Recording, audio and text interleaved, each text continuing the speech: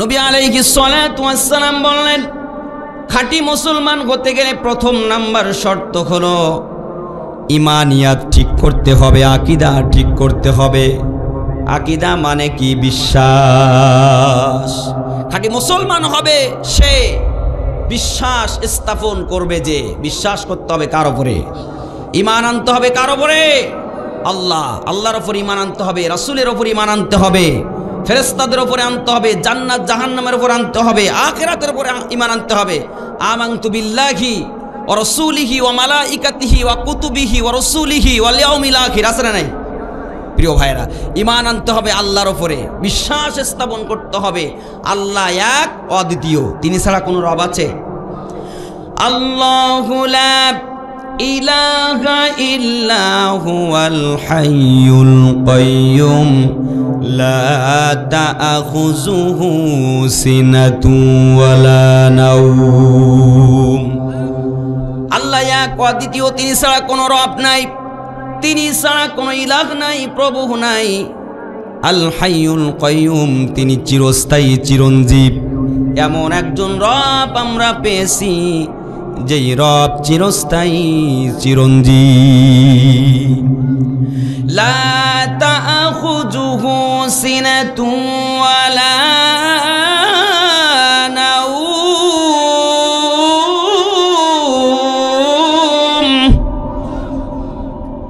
এমন একজন রব আমরা পেয়েছি যার তন্দ্রা নেই, নিদ্রা নেই। এমন একজন রব আমরা পেয়েছি যার কোনো ক্লান্তি নাই। সামান্য 1-2 ঘন্টা কাজ করলে, পরিশ্রম করলে বান্দার ক্লান্তি এসে যায়, কিন্তু আল্লাহ পাক গোটা পৃথিবীর রাজত্ব করতেছেন, তার কোনো ক্লান্তি নাই, তার কোনো ক্লান্তি নাই।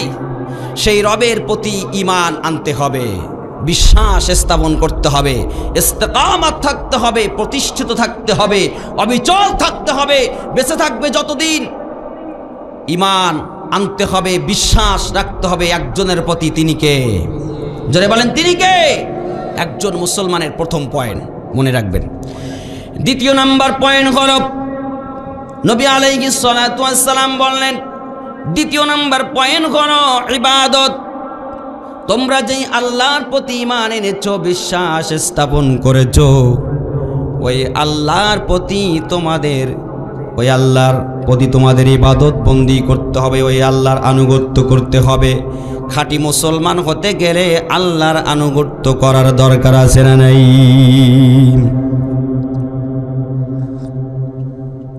ইবাদত হবে কার? আনুগত্য হবে কার? তাহলে যারা নামাজ পড়ে না ওরা খাঁটি মুসলমান হতে পারবে? জোরে বলেন। এই রমজান মাস সামনে আসতেছে, রোজার মাস সামনে আসতেছে। হ্যাঁ, রোজার মাসে কিছু মুসল্লি বেশি হয়, ঠিক কিনা বলেন? এক শ্রেণীর মুসল্লি আছে দেখবেন সারা বছর নামাজ রোজা করে না, নামাজ পড়ে না, কিন্তু রমজান মাস আসলে মসজিদে পাওয়া যায়। ওদের 2টা ধান্দা থাকে। 1 নম্বর হচ্ছে চিন্তা করে রমজান মাসেও তো রোজা তো সারাদিন রাখবো না, অন্তত নামাজে মসজিদে যায়। আছে না নাই? 2 নম্বর হচ্ছে দেখবেন ইফতারির সময় হাজির হয়, ঠিক কিনা বলেন? এই 2 কারণে ওদের ঘন ঘন মসজিদে পাওয়া যায়, কিন্তু সারা বছর নামাজের সাথে ওদের সম্পর্ক। এরা কি খাঁটি মুসলমান হতে পারবে? ইবাদত হবে আল্লাহ রাব্বুল আলামিনের, আনুগত্য করতে হবে আল্লাহ রাব্বুল আলামিনের। আনুগত্য করলে তার পুরস্কারটা কি দিবেন আল্লাহ পাক বললেন, ওয়াসিকাল্লাযীনা তাকাউ রাব্বাহুম ইলাল জান্নাতি যুমারা হাত্তা ইযা জাউহা ওয়া ফুতিহাত আবওয়াবুহা ওয়া ক্বালা লাহুম খাযানাতুহা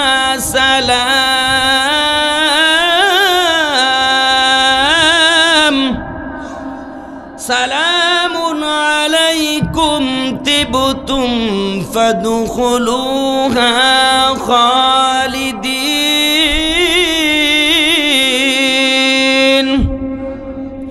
রব্বুল আলামিন বললেন, ওয়াসিকাল্লাযীনা তাকাউ রাব্বাহুম ইলাল জান্নাতি যুমারা, যারা রবের প্রতি তাকওয়াবান হবে, যারা তাকওয়া অর্জন করবে, যারা মুত্তাকি হবে, আল্লাহর আনুগত্য যারা করবে তারা হবে মুত্তাকি। আর আল্লাহ পাক বললেন এই মুত্তাকিদের জন্য কিয়ামতের দিন আমি রেখে দিয়েছি জান্নাত। যখন তাদেরকে দলে দলে জান্নাতের দিকে নিয়ে যাওয়া হবে, যারা দুনিয়াতে তাকওয়া অর্জন করেছে, আল্লাহর আনুগত্য করেছে, যারা মুত্তাকি তাকওয়াবান, তাদেরকে জুমার মানে দলে দলে যখন জান্নাতের দিকে নিয়ে যাবে, জান্নাতের দিকে নিয়ে যাওয়ার পরে আল্লাহ পাক হাত্তা ইযা জাউহা ওয়া ফুতিহাত আবওয়াবুহা, আল্লাহ পাক জান্নাতের রক্ষক ফেরেশতাদেরকে ডেকে বলবেন, ও আমার ফেরেশতারা, তাড়াতাড়ি জান্নাতের দরজাগুলো খুলে দাও, আমার মেহমান এসেছে। দুনিয়াতে যদি কারোর বাড়িতে কোনো মেহমান আসে, ওই ব্যক্তি যেমন করে আপ্যায়ন করে, মেহমানদারি করে, তার থাকা খাওয়ার ব্যবস্থা করে দেয়, আন্তরিকতা দেখায়, সিকিউরিটির ব্যবস্থা করে, ঠিক তেমনি করে দুনিয়ার সমস্ত আনুগত্য, আল্লাহর আনুগত্য করনেওয়ালা বান্দারা সকলে আল্লাহ রব্বুল আলামিনের মেহমান। আর এদেরকে যখন জান্নাতের ভিতরে দলে দলে জান্নাতের ভিতরে প্রবেশ করবে, জান্নাতের দরজা যখন খুলে দিবে আবওয়াবুহা, তখন তারা জান্নাতের ভিতরে প্রবেশ করবে। তখন আল্লাহ পাক ডেকে বলবেন, সালামুন আলাইকুম তিবতুম ফাদখুলুহা খালিদিন। তাদেরকে দুই সাইড দিয়ে ফেরেশতারা দাঁড়ায় যাবে এবং তাদেরকে সম্মাননা জানাবে, সালাম জানাবে, আসো আসো শান্তির দ্বারে দাখিল হয়ে যাও, প্রবেশ করো, এখান থেকে তোমাদেরকে বাইর হওয়া লাগবে না, এটা এখান থেকে তোমাদেরকে কেউ বাইর করবে না, স্থানান্তর করবে না, এটা শান্তির জায়গা।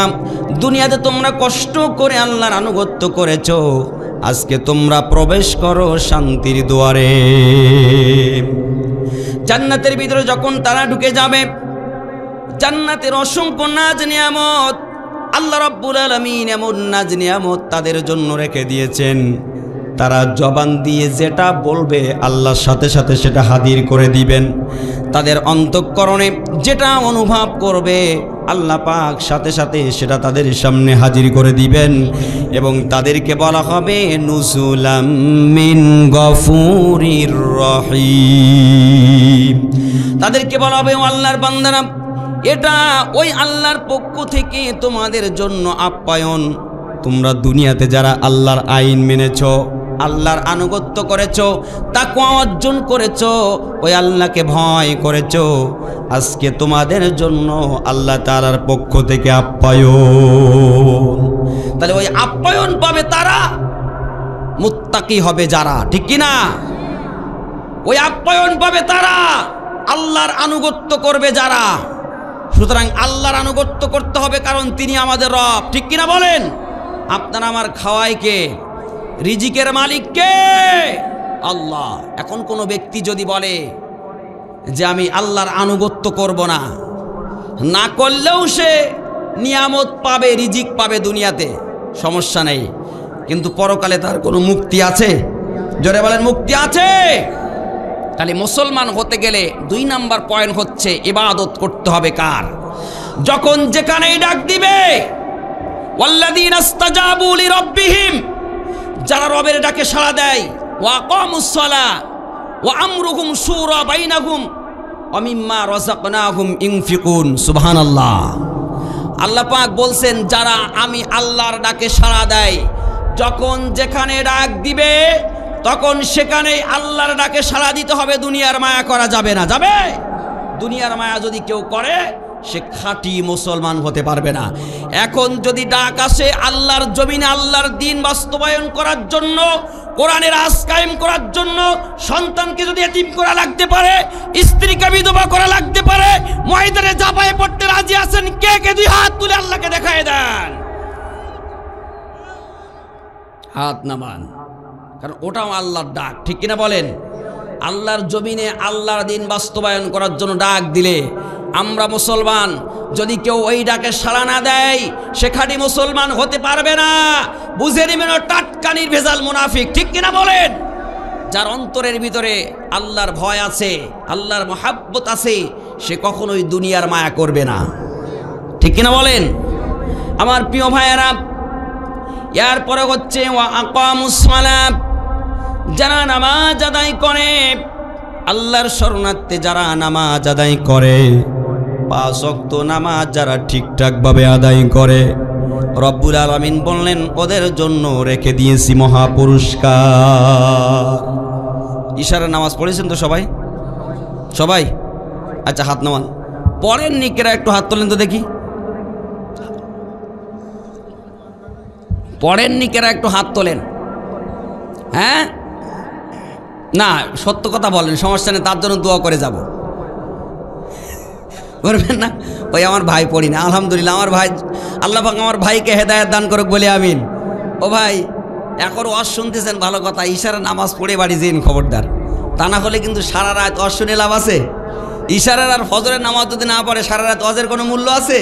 কিয়ামতের দিন আল্লাহ কবে বক্তা আগে দিকায় তক্তা করে নেই, আরও করার পরে ধরবো, ঠিক কিনা বলেন? নামাজ ফরজ না নফল? ফরজ। আল্লাহ পাক বলছেন ওয়া আকামুস সালাহ, যারা নামাজ আদায় করে, ওয়া আমরুহুম শুরা বাইনাহুম, এবং যারা পরামর্শ করে কাজ করে, পরামর্শ করে কাজ করে। সূরা আশ-শুরার 38 নম্বর আয়াত। আল্লাহ পাক বলছেন যারা একে অপরের সাথে পরামর্শ করে কাজ করে, একজন আরেকজনের ভালো পরামর্শ দেয়, এইভাবে যারা কাজ করে ওই কাজের ভিতরে বরকত দেয় কে? এরপরে রব্বুল আলামিন বললেন ওয়া আনফিকু মিম্মা রাযাকনাহুম সিররা, আল্লাহ পাক বললেন যা তাদেরকে আমি যে রিজিক দিয়েছি ওই রিজিক থেকে যারা ব্যয় করে, আল্লাহ রাব্বুল আলামিন বললেন তাদের জন্য রয়েছে মহা পুরস্কার।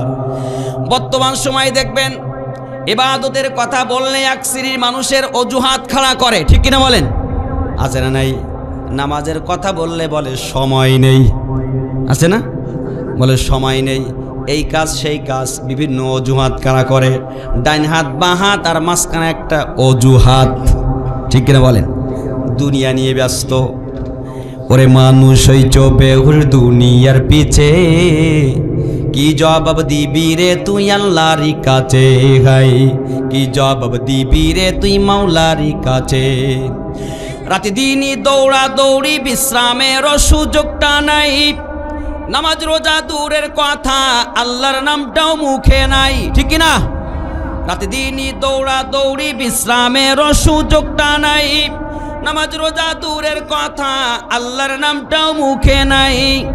মরণকালে টাকা কি কারো সঙ্গেতে গেছে, কি জবাব দিবি রে তুই আল্লাহর কাছে, খাই কি জবাব দিবি রে তুই মাওলার কাছে। ওরে মানুষ ওই চোপে ঘুর দুনিয়ার পিছে, কি জবাব দিবি রে তুই আল্লাহর কাছে।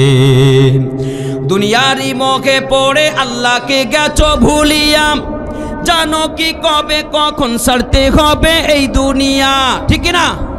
দুনিয়ারি মুখে পড়ে মাওলাকে গেছো ভুলিয়া, জানো কি কবে কখন ছাড়তে হবে এই দুনিয়া। তোর পিছে মহা বিপদের সংকেত আছে, তোর পিছে মহা বিপদের সংকেত আছে, কি জবাব দিবি রে তুই মাওলার কাছে, খাই কি জবাব দিবি রে তুই আল্লাহর কাছে। ওরে মানুষ ওই চোপে ঘুর দুনিয়ার পিছে, কি জবাব দিবি রে তুই আল্লাহর কাছে। হারাম হালাল না মানিয়া কত টাকা করছো কামাই, এত টাকা রাখবা কোথায়, কাফনের তো পকেট নাই, আছে নিয়ে যাওয়া যাবে? হারাম হালাল না মানিয়া কত টাকা করছো কামাই, এত টাকা রাখবা কোথায়, কাফনের তো পকেট নাই। টাকা পয়সা লইয়া কি কেউ কবরে গেছে, টাকা পয়সা লইয়া কি কেউ কবরে গেছে, কি জবাব দিবি রে তুই আল্লাহর কাছে, হাই কি জবাব দিবি রে তুই মাওলার কাছে। ওরে মানুষ ওই চোপে ঘুর দুনিয়ার পিছে, কি জবাব দিবি রে তুই মাওলার কাছে। জবাব দেওয়া লাগবে কি লাগবে না? সুতরাং জবাব দেওয়ার আগেই ইবাদত করব কার? তাহলে ইবাদত, মুসলমান খাঁটি মুসলমান হতে গেলে দ্বিতীয় নাম্বার পয়েন্ট হচ্ছে ইবাদত করতে হবে কার? আল্লাহর। এবার আসেন 3 নাম্বার পয়েন্ট। নবী আলাইহিস সালাতু ওয়াস সালাম বললেন খাঁটি মুসলমান হতে গেলে 3 নাম্বার পয়েন্ট হলো মুআমালাত ঠিক করতে হবে। কি মুআমালাত? মুআমালাত মানে হচ্ছে কেনা বেচা। কেনা বেচা লেনদেন ঠিক রাখতে হবে। যার লেনদেন ঠিক নাই সে খাঁটি মুসলমান হতে পারবে না। লেনদেন ঠিক করবে, খাঁটি মুসলমান হবে। ঠিক কিনা বলেন? কারণ আল্লাহ বলছেন ইল্লা ওয়া আনতুম মুসলিমুন, খাঁটি মুসলমান না হয়ে কবরে এসো না, তাহলে কিন্তু ডান্ডা বাড়ি কায়দার মতো পড়বে। ঠিক কিনা বলেন? মুআমালাত মানে হচ্ছে কেনা বেচা। বাজারে যারা দোকানদার আছে, যারা বেচে, সত্যবাদী হতে হবে। খারাপ পণ্য বিক্রি করা যাবে, হারাম পণ্য বিক্রি করা যাবে। খারাপ পণ্য, হারাম পণ্য যারা বিক্রি করে ওই অর্থটাও ওর জন্য হালাল হবে না। সম্মানিত প্রিয় ভাইয়েরা, তরকারি বাজারে যেই দেখবেন, জিজ্ঞাসা করলে ভাই মাল কি ভালো, কয় সব ভালো। আছে না নাই? 2-1জন দোকানদার একটু সততা হতে পারে, আর বাদ বাকি সব ভালো, বলবে না যে এটা খারাপ। আল্লাহর নবী আলাইহিস সালাতু ওয়াস সালাম তিনি একটা বাজারের পাশ দিয়ে অতিক্রম করতেছেন। তো এমন সময় হঠাৎ করে নবীজি লক্ষ্য করলেন যে একটা তরকারি, সবজি, মনে করেন একটা ফুলকপি বা একটা কফি হোক, তো নবীজি দেখেন যে ওইটা একটু ভিজা ভিজা লাগতেছে। নবীজি ওর ভিতরে আঙ্গুল ঢুকাই দিলেন। যখন আঙ্গুল দিয়েছেন, সোজা আঙ্গুল এটা ডেবে গেছে। নবীজি বলতেছে এই তরকারিটা নষ্ট হয়ে গেছে, এটা যদি তুমি মানুষের কাছে বিক্রি করো, মনে রাখবা কিয়ামতের দিন আমি নবী তোমার সুপারিশ করব না। নবীজি শুধু এতটুকু কথা বললেন, এটা যদি তুমি বিক্রি করো আমি নবীজি তোমার সুপারিশ করব না। এতটুকু কথা বলে নবীজি বেরিয়ে গেলেন। সাথে সাথে ওই ব্যক্তি ওই তরকারিটা ফেলাই দিলেন।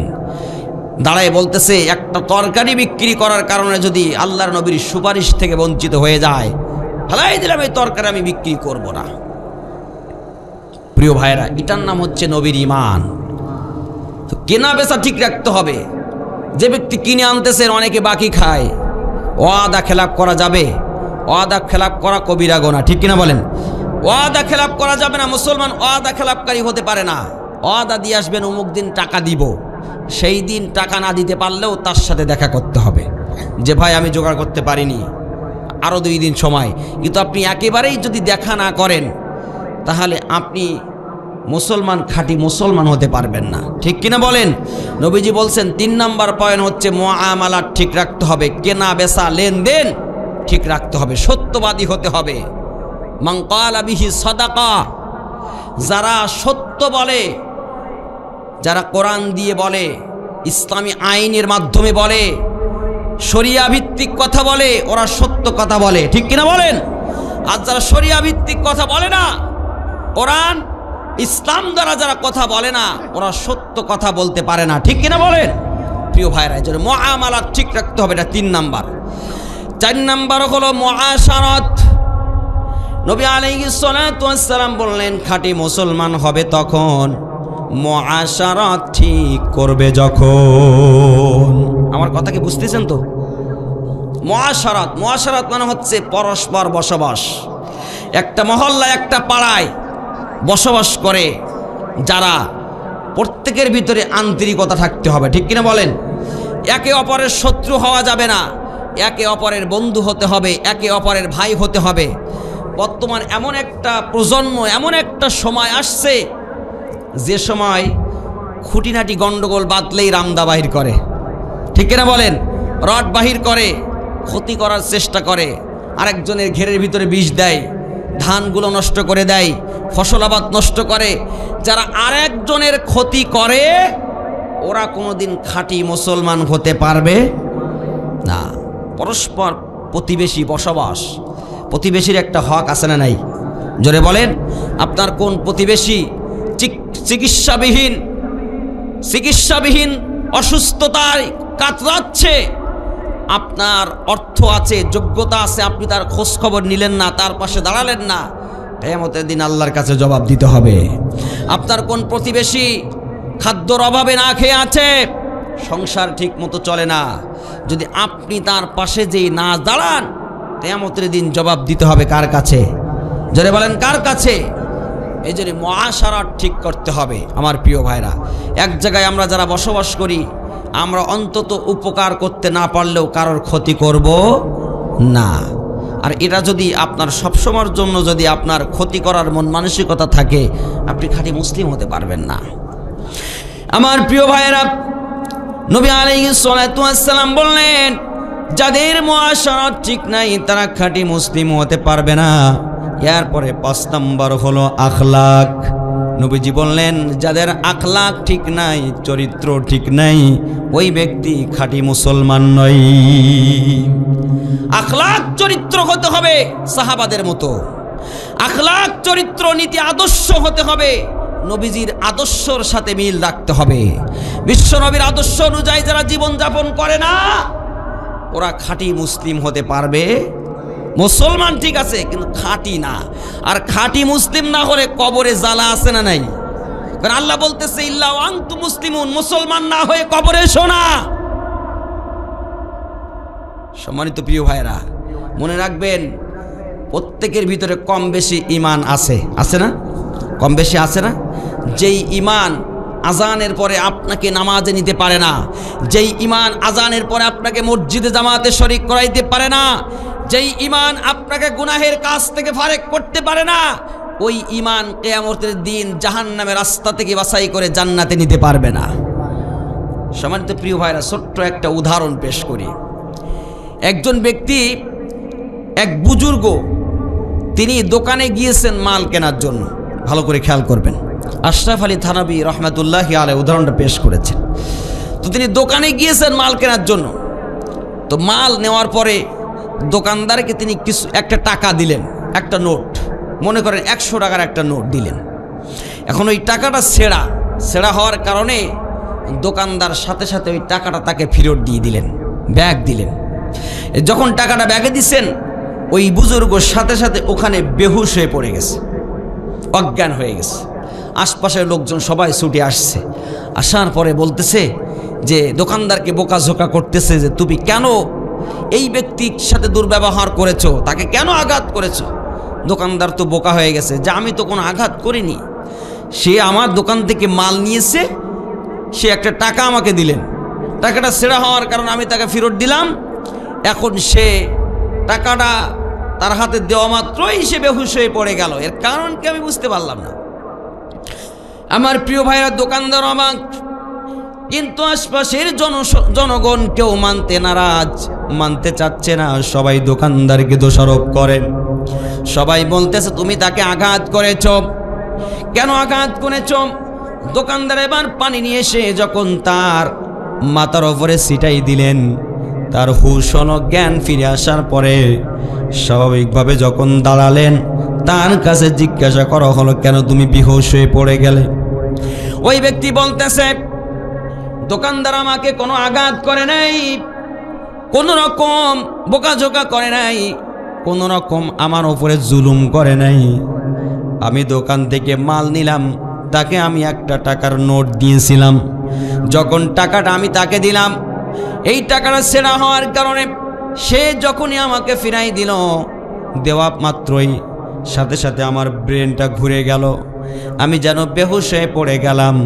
কারণ আমার ব্রেনটার ভিতরে আমার একটা বিষয় আমার মাথার ভিতরে কাজ করেছে। এই টাকাটা ছেঁড়া হওয়ার কারণে যেমন করে দোকানদারের কাছে কোনো মূল্য নাই, তাহলে কিয়ামতের দিন আমার ঈমানটা যদি খাঁটি না হয়, আল্লাহ রাব্বুল আলামিনের কাছেও তেমনি করে কোনো দাম নাই। আমার প্রিয় ভাইরা, রাব্বুল আলামিন বললেন, ইয়া আইয়ুহাল্লাযীনা আমানুত্তাকুল্লাহা ওয়াল তানজুরু নাফসুম মা কদ্দামাত লিগাদিন ওয়াত্তাকুল্লাহ ইন্নাল্লাহা খাবীরুম বিমা তা'মালুন। জোরে বলি আল্লাহু আকবার। রব্বুল আলামিন বললেন, ইয়া আইয়ুহাল্লাযীনা আমানুত্তাকুল্লাহ, ওহে তোমরা যারা ঈমান এনেছ, ইত্তাকুল্লাহ, ভয় করো আমি আল্লাহকে, ওয়াল তানজুরু নাফসুম মা কদ্দামাত লিগাদ, এবং তোমরা চিন্তা গবেষণা করে দেখো আগামী কালকের জন্য কি পাঠাচ্ছ। নাফসুম্মা কদ্দামাত লিগাত। আল্লাহ পাক বলছেন তোমরা আগামী কালকের জন্য কি পাঠাচ্ছ চিন্তা গবেষণা করে দেখো। আজকে দুনিয়া, কালকে আখেরাত, ঠিক কিনা? এখন যদি কেউ মারা যায়, মারা যাওয়ার সাথে সাথে কালকে আখেরাত, ঠিক কিনা বলেন? আজকে দুনিয়া, কালকে পরকাল। তো আল্লাহ পাক বলছেন নাফসুম্মা কদ্দামাত লিগাত, আগামী কালকের জন্য তোমরা কি পাঠাচ্ছ ওটা তোমরা চিন্তা গবেষণা করে দেখো। সম্মানিত প্রিয় ভাইরা, আমরা যেটা পাঠাচ্ছি ওটা যদি ভেজাল হয় কোনো দাম আছে? সঠিক হতে হবে। 70 বছরের ইবাদত আল্লাহর দরবারে কবুল হচ্ছে না। আপনি 70 বছর নামাজ পড়লেন, অথচ পরকালে যেই দেখতেন খাতাগুলো সব ফাঁকা। কেন? কারণ আপনি যে নামাজ পড়েছেন ঠিকই, কিন্তু সুদের সাথে জড়িত ছিলেন, ঠিক কিনা বলেন? তাহলে সুদের টাকায় বাজার করে খেয়ে ওই নামাজের কোনো দাম আছে? তাই আল্লাহ বলতেছে আগামী কালকের জন্য কি পাঠাচ্ছ ওরা চিন্তা গবেষণা করে দেখো, এটা ভেজাল না নির্ভেজাল। সম্মানিত প্রিয় ভাইরা, কারণ বিরাট এক লম্বা সফর আপনার আমার সামনে ওয়েট করতেছে, ঠিক কিনা বলেন? বিরাট এক সফর। দুনিয়ার সফরে এক প্রান্ত থেকে আরেক প্রান্ত গেলে যেমন একটা সময় নির্ধারণ আছে, আবার ফিরে আসতে হয়। আখিরাতের সফরে গেলে ফিরে আসা যায়? আসতে পারবে? যারা একবার কবরবাসী হয়ে গেছে আসতে পারবে? সুতরাং আসা যেহেতু যাবে না, যাওয়ার আগ পর্যন্ত যতদিন বেঁচে আসি কোরআনের রাস্তায় থাকতে রাজি আছি। কে কে দুহাত তুলে দেখান। আল্লাহ কবুল করুক বলি আমিন। হাত নামান, আল্লাহ কবুল করুক বলি আমিন। সম্মানিত প্রিয় ভাইরা, হযরতে বাদশাহ হারুনুর রশিদ, আমি এই আয়াতের তাফসীর বোঝানোর জন্য আপনাদেরকে বলছি। বাদশাহ হারুনুর রশিদ তিনার দরবারে একজন পাগল ছিল, নাম হচ্ছে তার বাহলুল। কি নাম? বাহলুল। ভালো করে খেয়াল করেন। বাদশাহ হারুনুর রশিদের দরবারে এক পাগল ছিল, এই পাগলের নাম ছিল বাহলুল। পাগল হচ্ছে দুই প্রকার। এক নাম্বার হলো মস্তিষ্ক বিকৃতকারী পাগল, আর দুই নাম্বার হচ্ছে আল্লাহর পাগল। যারা আল্লাহর ধ্যানে থাকে, সদা সর্বদা দুনিয়ার মায়া ত্যাগ করে আল্লাহকে খুশি করার জন্য সদা সর্বদা ব্যস্ত। তো এই বাহলুল হচ্ছে তিনি আল্লাহর পাগল। প্রিয় ভাইয়েরা, তো এখন বাদশাহ হারুনুর রশিদ তার রাজ দরবারের প্রহরীকে বললেন যে বাহলুল যদি আমার দরবারে আসে তোমরা তাকে বাধা দিবা না, যখন আসুক সাথে সাথে ভিতরে ঢোকার জন্য পরিবেশ করে দিবা। আমার প্রিয় ভাইয়েরা, বাদশাহ একদিন রাজ সিংহাসনে বসে আছে, এমন সময় বাহলুল ভিতরে প্রবেশ করতেছে। বাদশাহ প্রহরীকে বললেন ভিতরে আসতে দাও। ভিতরে যখন আসলেন, বাদশাকে লক্ষ্য করে বাহলুল সালাম পরিবেশন করলেন। সালাম দেওয়ার পরে বাদশাহ সাথে সাথে বাহলুলের সালামের জবাব দিলেন। এরপরে বাদশাহ বললেন, বাহলুল বসো, তুমি এসেছো আমাকে আনন্দ দেওয়ার জন্য, বসো। হে বাহলুল, কখনো কি তুমি ভালো হবে না? এই পাগল অবস্থায় কি তুমি সারাটা জীবন কাটাই দেবে নাকি? বাহলুল তখন বললেন, হে হারুন, তুমি কি কখনো বুদ্ধিমান হবে না? তুমি কি সারাটা জীবনই কি বলদ থেকে যাবে? মানে বাদশাকে উল্টা জবাব দিয়ে দিলেন। মানে দুইজনের ভিতরে এতটাই সম্পর্ক ছিলেন, তুই তামারি করলেও কেউ কারো মনে কষ্ট পাইতো না। তো এখন বাদশা বলতেছে, বাহলুল আসো আসো বসো, তুমি দীর্ঘদিন বাঁচবা, তুমি বসো, তোমার বিষয়ে আমি কোনো কথা বলতেছি না। বাহলুল, তুমি একটু আমার কাছাকাছি চলে আসো। যখন কাছাকাছি আসছে তখন বলতেছে, বাহলুল, এই যে আমার হাতে একটা ছড়ি, এই ছড়িটা আমি তোমার কাছে দিচ্ছি আমানত হিসাবে। তুমি যদি তোমার মতো কোনো পাগল আর বলদকে পাও তাহলে এই ছড়িটা তুমি তাকে দিবা। কে বলছেন? বাদশা। কে বললেন? বাদশা। যে এই ছড়িটা তোমার মতো কোনো পাগল আর বলদকে যদি পাও তাহলে এই ছড়িটা তুমি তাকে দিবা, এটা তোমার কাছে আমানত রাখলাম। বাহলুল ছড়িটা হাত পেতে নিলেন। বাদশার কোনো জবাব না দিয়ে বাহলুল ছড়িটা পাওয়া মাত্রই আস্তে করে রাজদরবার থেকে বেরিয়ে গেলেন। যাওয়ার পরে বাহলুল কোনো জবাব দিলেন না। ওটা বাড়িতে নিয়ে যে বাহলুল গুছায় রাখলেন। কয়েক বছর পরে হঠাৎ করে একদিন বাহলুল শুনতে পেলেন বাচ্চা খুবই অসুস্থ, মুমূর্ষু অবস্থায় পড়ে আছে, তিনি হয়তো দুনিয়ায় আর বাঁচবেন না। বাহলুল এই খবর শোনা মাত্রই সাথে সাথে তিনি চলে আসলেন বাচ্চার সাথে সাক্ষাৎ করার জন্য। বাচ্চার সাথে সাক্ষাৎ করার জন্য চলে আসলেন। আসার পরে ভিতরে তিনি প্রবেশ করে দেখে বাচ্চা শুয়ে আছে খাটের ওপরে, অসুস্থ অবস্থা, কোন রকম কথা বলতেছে। বাহলুল পাশে বসে বাচ্চাকে সালাম পরিবেশন করলেন। বাচ্চা সালামের জবাব দিলেন। বাহলুল বললেন, বাচ্চা যে আপনার শারীরিক অবস্থা কি, এখন আপনি কেমন অনুভব করতেছেন?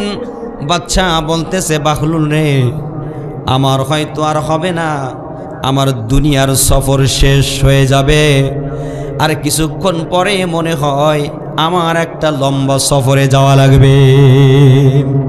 বিশাল এক লম্বা সফর অপেক্ষা করছে বাহলুল, আর হয়তো তোমাদের সাথে আমার আর থাকা হবে না। তো তখন বাহলুল একটু মুচকি হাসি দিয়ে বলতেছে, বাচ্চাজি, তো লম্বা সফরে আপনি যাবেন, তো আপনি কি কোনো গুজগাছ করেছেন? কই, কি গুজগাছ করব?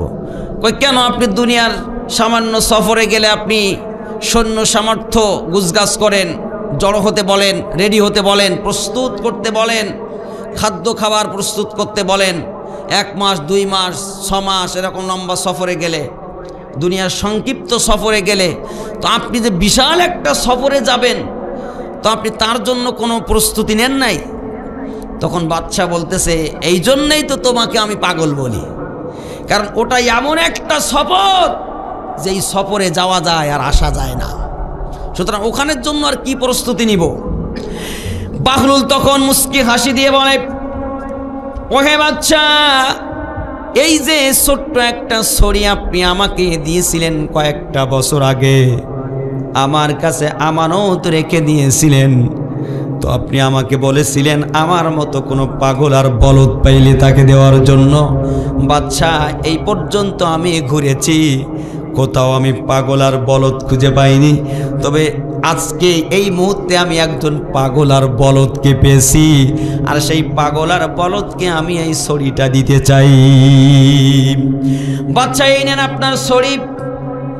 আপনার মতো পাগল আর বলদ দুনিয়াতে আর কেউ নাই, আপনার মতো বোকা দুনিয়াতে আর কেউ নাই, এই জন্য এই ছড়িটা আপনার জন্যই উপযুক্ত। আপনার ছড়ি আমি আপনাকেই দিয়ে দিলাম। আপনার কথা মতো আমি পাগল আর বলদ আর বোকা এখনই খুঁজে পেয়েছি, এই জন্য আমি এখনই ছড়িটা দিয়ে দিলাম। আমি এখনই খুঁজে পেয়েছি, এখনই দিলাম।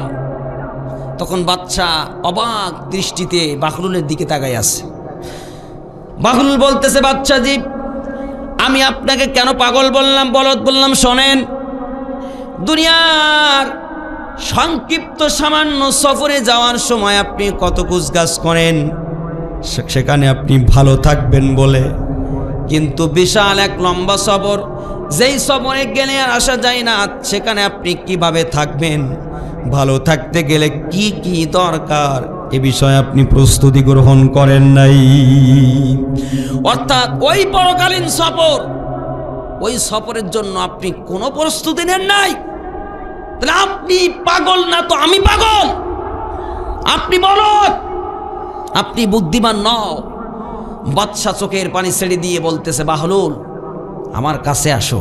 বাহলুল যখন কাছে আসছে, বাদশা জড়ায় ধরে কপালে চুমা দিলেন আর বললেন, বাহলুল, আসলেই এতদিন আমি তোমাকে পাগল আর বলদ বলেছি, কারণ তুমি অধিকাংশ সময় কবরস্থানে বসে থাকতে। আমি তোমার কাছে প্রশ্ন করলে তুমি বলতে যে স্থায়ী স্থানে বসে আছি, চিরস্থায়ী স্থানে বসে আছে, আমি আমার বাড়িতে বসে আছি। কবর হচ্ছে আমাদের আসল ঘাঁটি, ঠিক কিনা বলেন? তো বাহলুল সদা সর্বদা কবরে বসে থাকতেন। তো আমি এতদিন তোমাকে পাগল আর বলদ আখ্যায়িত করেছি, এখন বুঝেছি আসলে পাগল বলদ তুমি নও, আমি, তুমি বুদ্ধিমান। নবীজি বলছেন, আল কাইয়িসু মান দানা নাফসা ওয়া আমিলা লিমা বাদাল মাউত। নবীজি বলছেন, ওই ব্যক্তি সবচেয়ে বড় বুদ্ধিমান আর চালাক, যে নফসের সাথে নিজের নফসটাকে নিয়ন্ত্রণ করে, নফসের সাথে জিহাদ করে, নফসকে নিয়ন্ত্রণে রাখে, ওই ব্যক্তি সবচেয়ে বড় বুদ্ধিমান। ঠিক কিনা বলেন?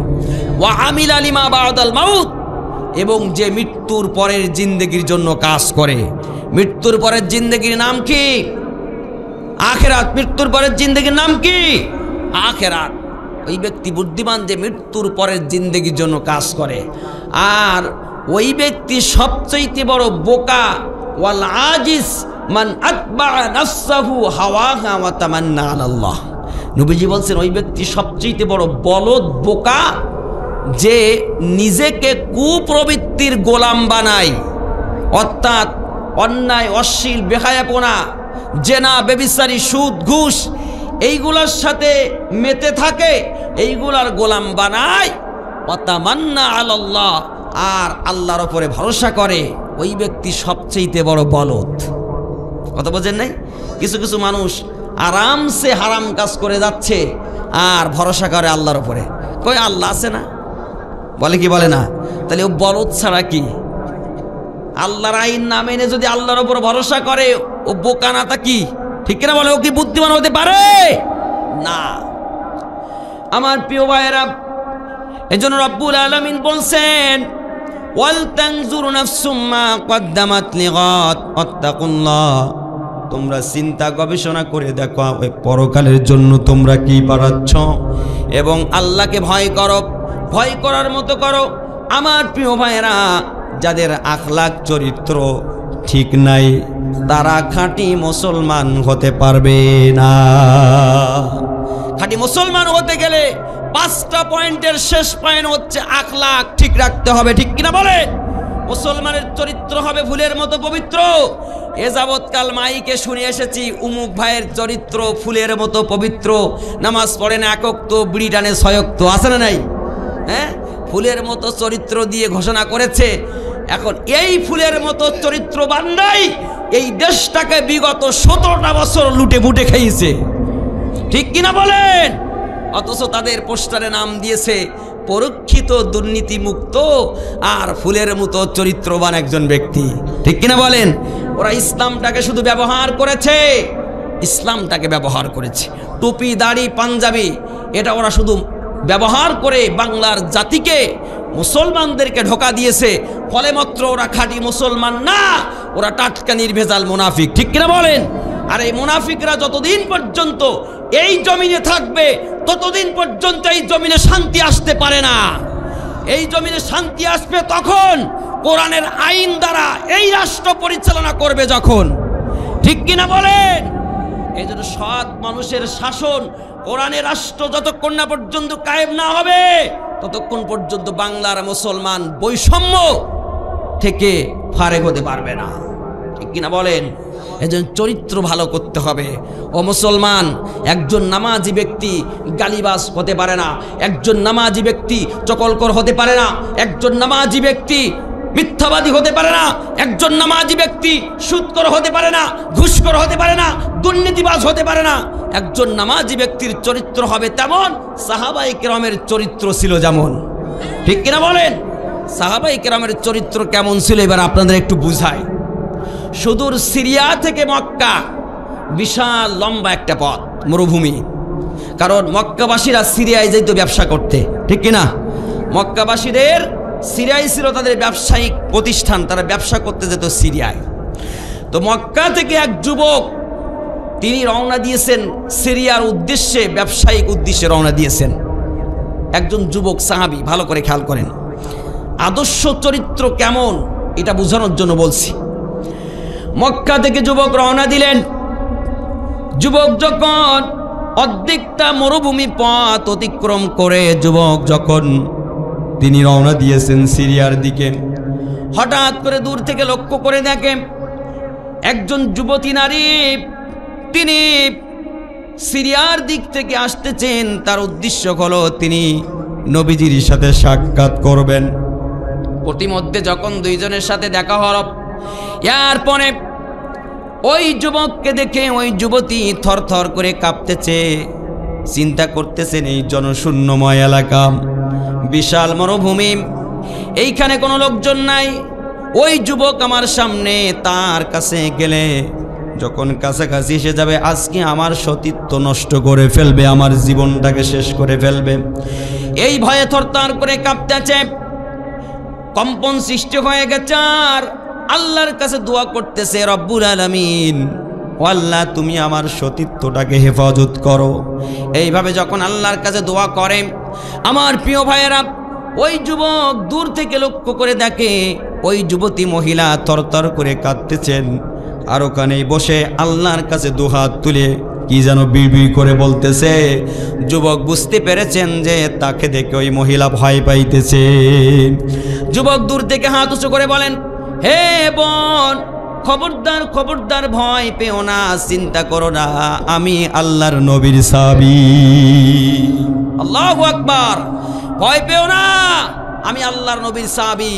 যখন এই শব্দটা প্রয়োগ করেছে, বলেছে, চিৎকার দিয়ে বলল আল্লাহর নবীর সাহাবী, বলা মাত্রই এই শব্দটাই, আওয়াজটা যখন ওই মহিলার কর্ণে কহরে পৌঁছে গেল, সাথে সাথে মহিলা থমকে দাঁড়ায় গেলেন, আর ভয় ভীতি যা ছিল কম্পন তার ভিতর থেকে দূর হয়ে গেছে। কারণ যখনই শুনেছে আল্লাহর নবী সাহাবী, তার বুঝতে আর বাকি নেই নবীজির সাহাবী কখনো অন্যায় কাজ করতে পারে না। যুবক বললেন, বোন আমার, চিন্তা করো না, ভয় পেও না, আমি আল্লাহর নবীর সাহাবী। কাছাকাছি যখন গেলেন, যুবক মাথাটা নিচু করে চক্ষু নিম্নগামী করলেন, এরপরে বললেন, বোন চলো আমি তোমাকে, তুমি যেখানে যাবা সেখানে পৌঁছে দেই, আমি ব্যবসায়িক কাজে আজকে যাব না। ওই যুবক ওই যুবতীকে নিয়ে যখন মক্কায় চলে আসলেন নবীজির কাছে, নবীজির কাছে পৌঁছে দিয়ে যুবক চলে গেলেন। ওই যুবতী মহিলা নবীজির সাথে সাক্ষাৎ করলেন, কথা বললেন। এরপরে আল্লাহ নবীজির কাছে এই বিষয় যখন বর্ণনা করলেন, তুলে ধরলেন, আল্লাহর নবী খুশি হয়ে গেলেন। পরের দিন সকালবেলা ওই ব্যক্তি যখন ফজরের নামাজে গিয়েছে, আল্লাহর নবী আলাইহিস সালাতু ওয়াস সালাম যুবককে ডাক দিয়ে বললেন, যুবক রে, গতকালকে যে আচরণ, যেই ব্যবহার তুমি ওই মহিলার সাথে করেছো, আল্লাহ পাক এতটাই খুশি হয়েছে, এতটাই খুশি হয়েছে। 70 জন যুবক তাদের ফিতনা ফাসাদের জামানায় তাদের যৌবনটাকে যদি হেফাজত করে, হক আদায় করে যদি তারা দুনিয়ার থেকে যায়, যেই সওয়াব আল্লাহ পাক তাদেরকে দিবেন, ওই সওয়াব আল্লাহ তোমার আমলনামায় উঠাই দিয়েছে। এটাই হচ্ছে সাহাবায়ে কেরামের চরিত্র, এটাই হলো পূর্বপুরুষের চরিত্র, এটাই হলো মুসলমানের চরিত্র। আর এই চরিত্রের চরিত্রবান, ওই আদর্শের আদর্শবান যারা হবে, ওরা খাঁটি মুসলমান হবে।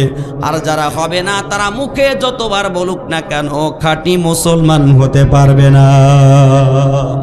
এই জন্য আদর্শ, চরিত্র, আকীদা ঠিক রাখতে হবে।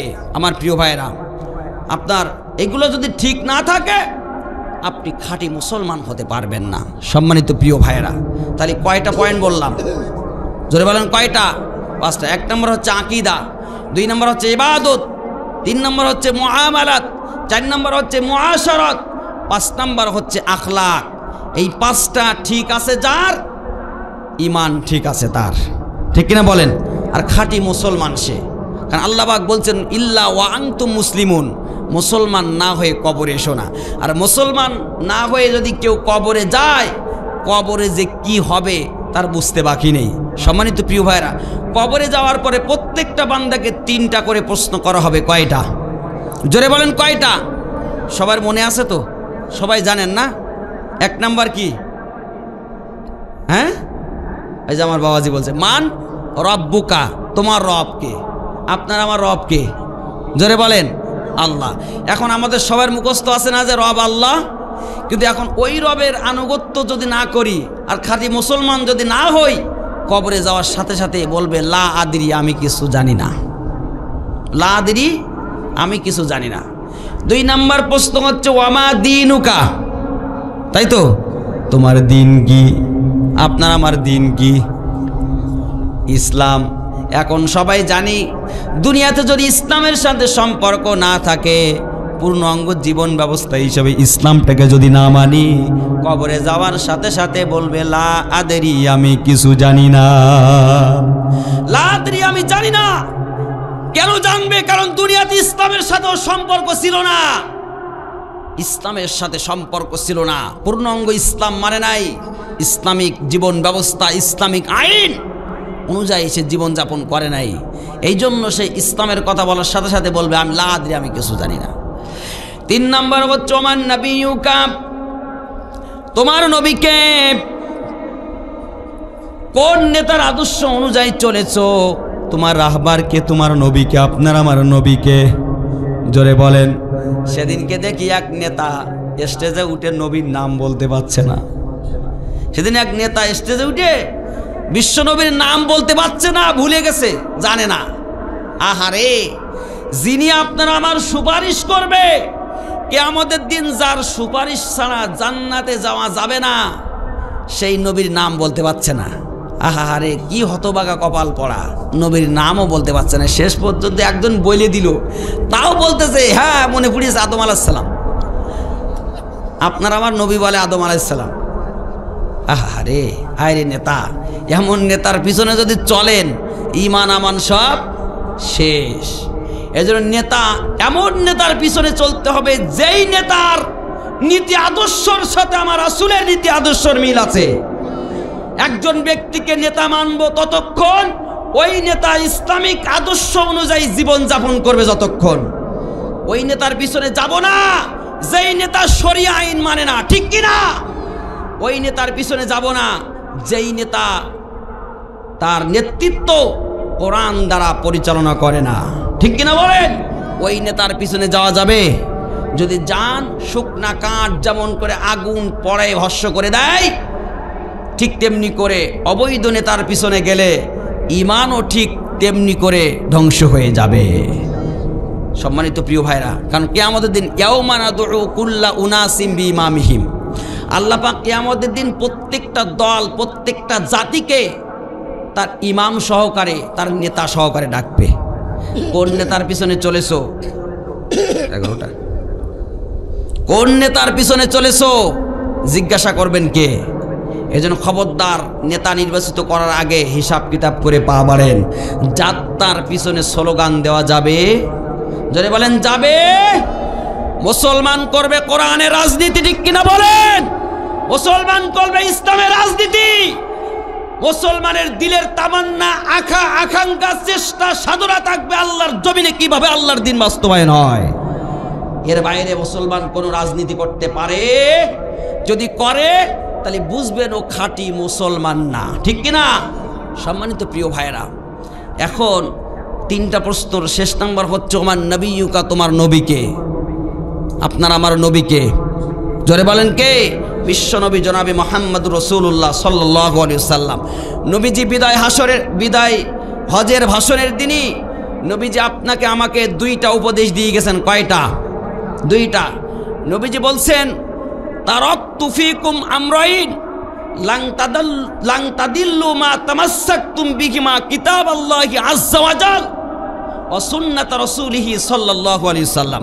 নবীজি বলছেন তোমরা 2টা জিনিসকে আঁকড়ে ধরো, তোমরা পথভ্রষ্ট হবে না। কয়টা জিনিস? জোরে বলেন কয়টা?